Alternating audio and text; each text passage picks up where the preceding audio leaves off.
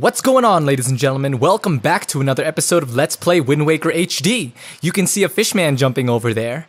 It seems like, regardless of the camera angle that I choose, there's always a fishman in sight. But in the last episode, we got a pearl from Nehru. No, we didn't. We got a pearl from Jaboon, but the pearl was called Nehru's Pearl. There you go. A+ for me. And then we placed these 3 pearls that we have received over the course of our adventure on 3 islands. And afterwards, this giant tower rose from the ocean. And now we are going to go ahead and prove our courage to the King of Red Lions and to the gods by going inside and doing what we need to do, I guess. That's very anticlimactic. I am so sorry for ruining this. I know that some of you guys are pumped, you know, because entering the Tower of the Gods is no small feat, you know? This is going to be exciting. And now that I think about it, this is the dungeon in which I stopped my last series, my Wind Waker GameCube series, and it's really sad that that ended, but I decided to go ahead and start the HD version, one, for higher quality videos, and because I wanted to play it myself too, because I was going to buy it anyway, so why not just do a series on HD version, because the HD version is cool, you know? So let's start here. Why don't we start here? Let's take out our bombs. You see that wall over there? I'm going to blow it up and impress you guys. Are you impressed? It's actually not that impressive, but I hope that you were impressed somehow. And, oh yeah, look at this. I'm on a roll. I'm on a roll, but only because of this cursor. I said in the last episode that this cursor really is an amazing thing. Thank you, Nintendo, for doing this. I don't even think that many people complained about aiming with bombs in your boat in the last game, but nonetheless, Nintendo knew what would be best, and they did it, so awesome. Now, these yellow chew are, as you saw, electrifying. They're not exactly electrifying that they're, you know, exciting or anything, because really did you see that battle? That was not so exciting. It was really like a battle with any other chew. It's just that if I would have touched it, then that's when things would have stunk. And here we see the first episode with a bubble, I guess, is what I'm trying to say. And looks like the boomerang won't work, which stinks, because I need to put myself in harm's way by getting really close to him and using my sword. But you know what? That's not too bad, because we defeated him and now he's gone. And now we have our very first item of the dungeon, and it is the compass. This is awesome, you know? Compasses are awesome. They tell you what direction you're going in. Except in this game, it doesn't even do that. It just tells you where items are, in which rooms they're in, and you know what? I'm speaking terribly of the compass, because it's still a really useful item. It's just funny, because it doesn't really do what it does in real life, you know? Unless you're talking about when you're sailing. In that case, you do have a compass that does its job. It's always nice to have items that do their job, you know what I'm saying? You know what I mean? You know what I mean, boy? Homie? Oh yeah, I thank you guys for bearing with me. I'm going to use this here Deku stick, and it looks like I can't go down the stairs quite yet, because there were torches down there that I need to light. So I'm gonna wait for the water to go down, and it went down, so now we can light those torches, and I'm not quite sure what it does. It might make a treasure chest appear. Am I right? I'm right, you know? You know that feeling of being right? How it feels good? Yeah, I feel good right now. I'm kind of hoping that it's a small key in here. You know, joy pendants are cool too.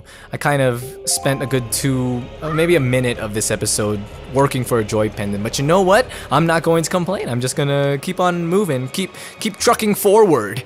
But I was going to say that I'm not quite sure what I'm doing or where I'm going, but I do have an idea of what to do next. So, King of Red Lions, we need to sail, or to cruise. Sailing implies, in this game anyway, sailing implies moving quickly, but here we're just gonna cruise. Look at that. It's like a cruise boat. You guys remember that jungle cruise in Majora's Mask? That was fun, how you had to take pictures and stuff, and then no one can forget that giant squid in the way, and how the boat just kind of rammed into him with its really sharp tip.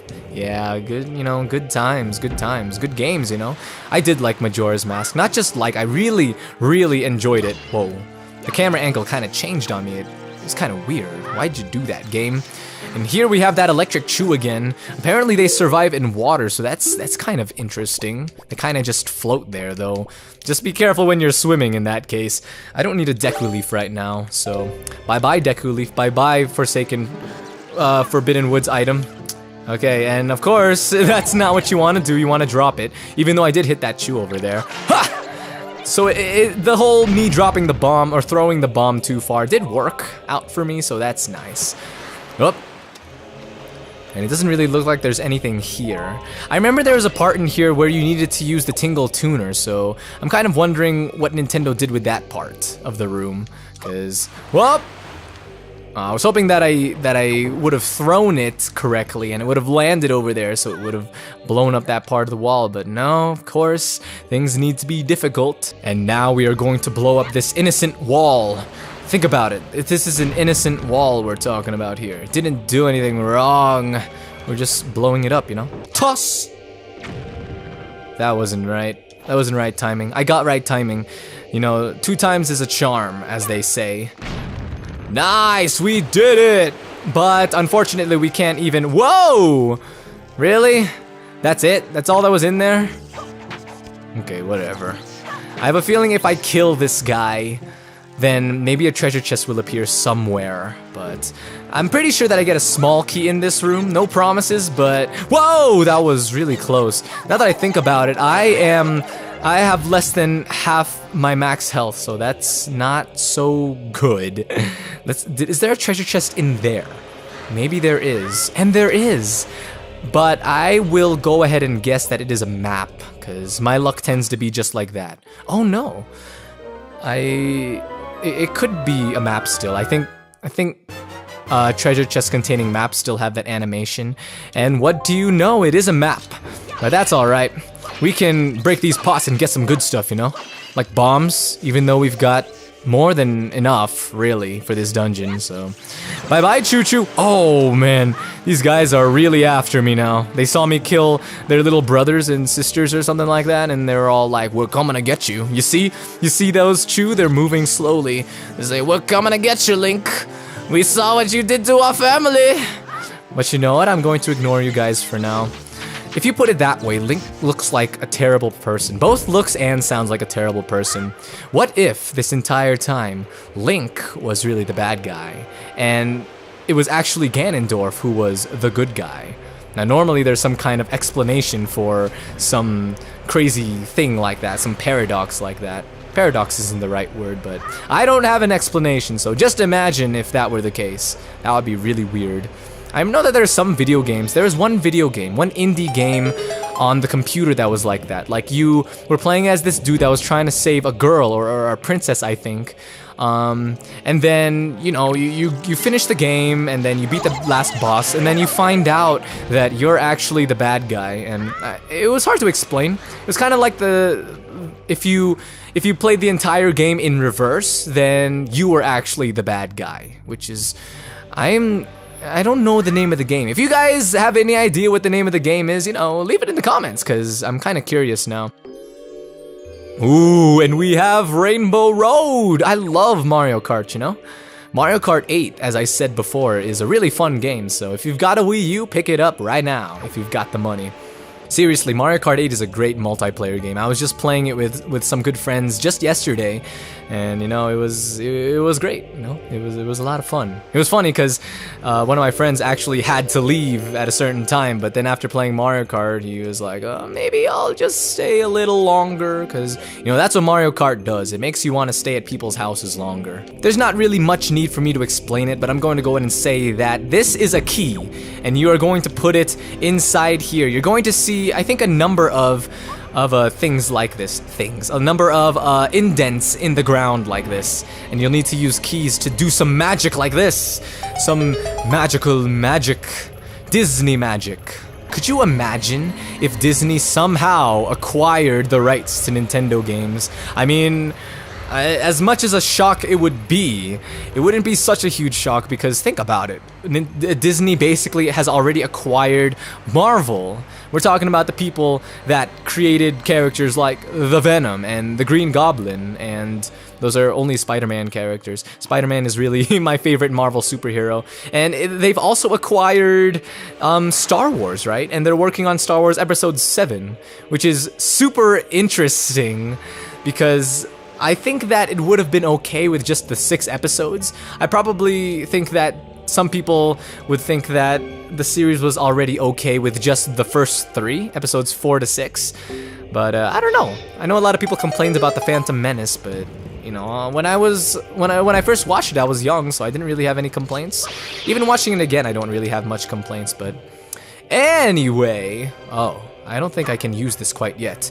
The water is going to rise as it has been in many of these rooms, and we're going to need to align that box over there with these 3 boxes that are kind of making a line so that we can make it over to those unlit torches and use our Deku stick to light them up, because we know that a small key is most likely going to appear.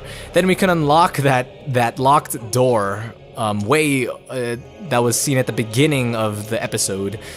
Alright, mission complete. Now we just gotta wait for the water to rise. You know, the water's going to rise anytime soon. That's nice. Thank you, water, for not taking such a long time. I think I can make it before the water drains. And I made it! I made it! This is incredible, guys. You feel my over-exaggerating right now? This is incredible. I'm not a cynic, I promise you guys. I'm not a cynic. You got a small key! Whoa!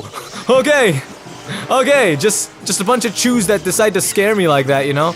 I don't think that killing them will get me anything, so we're going to spare their lives, because in The Legend of Zelda, you only kill if you get something. Remember that. That's not a life lesson, by the way, kids. Don't like tell your parents, oh, ShdwjGaming taught me that, you know, killing people is okay as long as you get something from it, because that's not what I'm trying to say at all. I noticed that as a person, I tend to be super defensive at times. And I know that some of you watching know me in real life, and I feel like you're nodding your head in agreement, like, yeah, you are super defensive, man. And I feel like I should apologize for that. But at the same time, you know, that's just kind of how I am, somewhat. But doesn't mean that I can't change, because, you know, there's no need to apologize all the time and try to defend yourself, because, you know, life is to be, it's to be taken seriously at times, but, you know, lighten up sometimes. It's good to enjoy life, to joke around, to enjoy life. Would you stop, Chew, and let me attack this other Chew? Aw, man. You know, look at my hearts right now. This is not good at all. I've only got 1 heart left, but thankfully I've got the elixir, so I may as well just use that now, so that I can do double damage on this one Chew that is really annoying me right now. Come on, Chew. Come on, why are you doing this to me? Alright, now you've got reason to be afraid, Chew. I mean, none of your friends are here, so you probably already have reason to be afraid, but I'll give you even more reason to be afraid. Take double damage! That taught him. And now we have not Rainbow Road this time, but Rainbow Stairs. You know, I feel like that would still be an awesome Mario Kart track. Rainbow Stairs. Of course not. What am I saying? A staircase can't be a kart racing track. That's silly.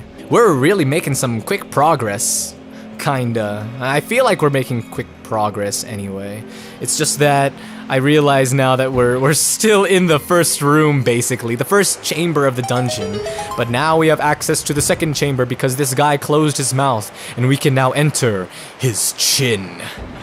So let's do that, you know? There's nothing more exciting than entering a guy's chin. So while I was just kind of waiting in the water for the water to rise and all of that, I saw oh! That hurt. I saw ouch! Man, this guy needs to really take it easy. And now the rat is gone, so now I can't kill him. That Beamos over there is really protecting those guys. Wow, I commend that Beamos. He's protecting his friends. And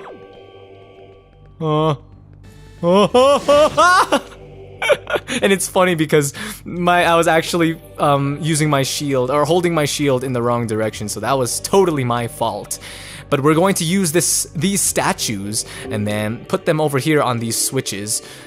Are there even 3? I guess I'll just stand on the 3rd one. Hopefully it's not one of those things where there needs to be an object standing on the switch at all times in order for, you know, whatever it turns on to work. Dude, Beamos, would you chill? Would you chill out? My goodness. And of course, because I'm somewhat OCD, I'm going to make sure that it's looking the same way as that statue. And I want to be in the middle because it just looks nicer like that. When you know, are a dancer and you perform with other dancers, you kind of start to focus on formation and all of that, because formation, aside from getting your individual parts in dancing, formation is probably the second most important thing. Well, first is getting your individual steps memorized and doing them right. Second is making them look nice as a group, and then third would be formation, I guess. I guess that makes sense. What's this platform over here? Maybe we'll come back and turn that on later. Maybe it goes up or something. Now we were going to enter this door, but we're going to do it in the next episode because we've been running for quite some time now. So I want to thank you guys for tuning in. Thank you guys for tuning in and for watching this episode, for taking the time to watch. I really appreciate that you guys did take the time to watch. What a conclusion, guys. So if you like the video, please go ahead and feel free to hit like or share with your friends, or even hit that subscribe button if you'd like to see more from me. So, this is ShdwjGaming. Until the next episode, I will see you later. That's terrible wording. Until then, until the next episode anyway. You are going to take care, because that is what I say at the end of every episode. I would really appreciate it if you guys took care. So, bye-bye. Bye-bye.